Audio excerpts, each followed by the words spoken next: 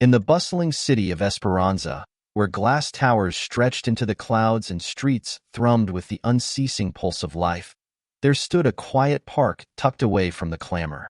It was an oasis of green amidst the chaos, dotted with aged oak trees and a small pond where ducks paddled lazily. But the most peculiar sight was an old wooden bench near the pond, weathered by time and etched with carvings of initials and hearts. For years, it had been a silent witness to countless stories, laughter, tears, and whispered confessions.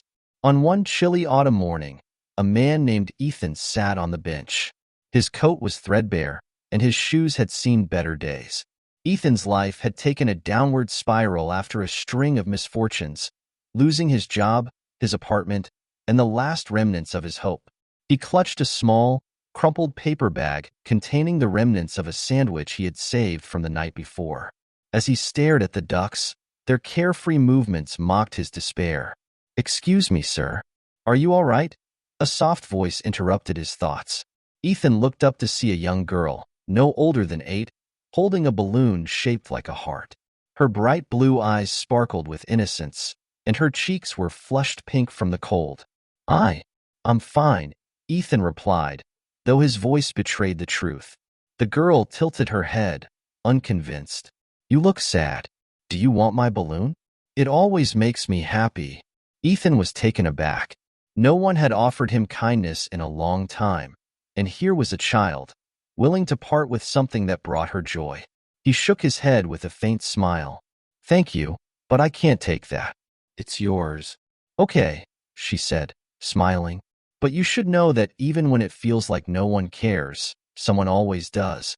Before he could respond, the girl ran off to join her parents, leaving Ethan with a strange warmth in his chest.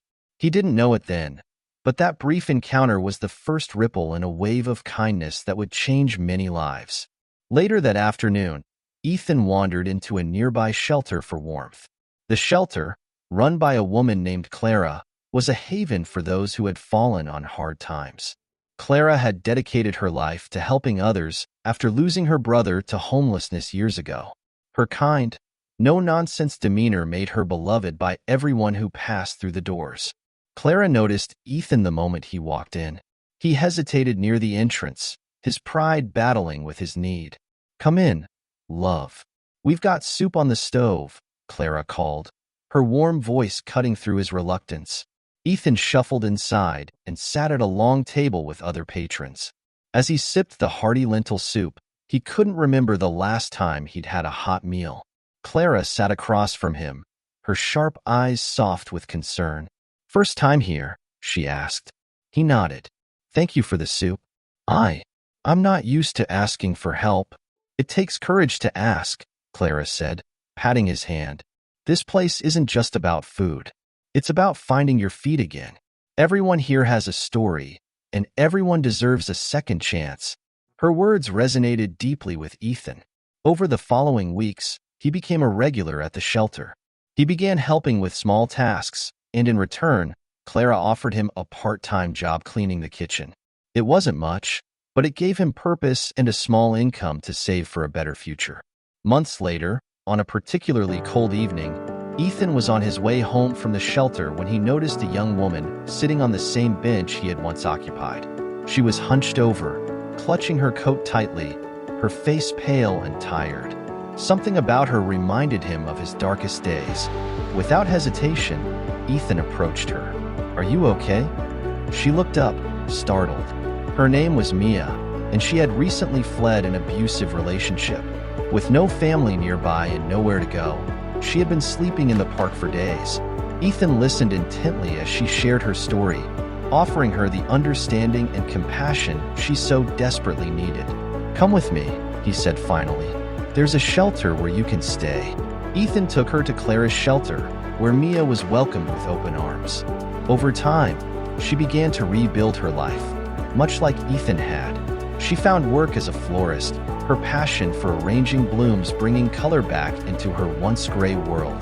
Inspired by Ethan's kindness, Mia started a program at the shelter to teach others the art of flower arranging, giving them a creative outlet and a source of income. Donations poured in, allowing Clara to expand the facility and help even more people. One of the donors was a wealthy entrepreneur named Daniel, who had grown up in poverty and never forgotten the struggles of his youth. Daniel visited the shelter to see the impact of his donation. There, he met Ethan, who shared his journey from despair to hope. Moved by Ethan's resilience and the shelter's mission, Daniel decided to create a foundation to support similar initiatives across the city. He named it the Ripple Effect Foundation, inspired by how one act of kindness had set off a chain reaction. Years passed, and the small park with the lonely bench became a symbol of hope.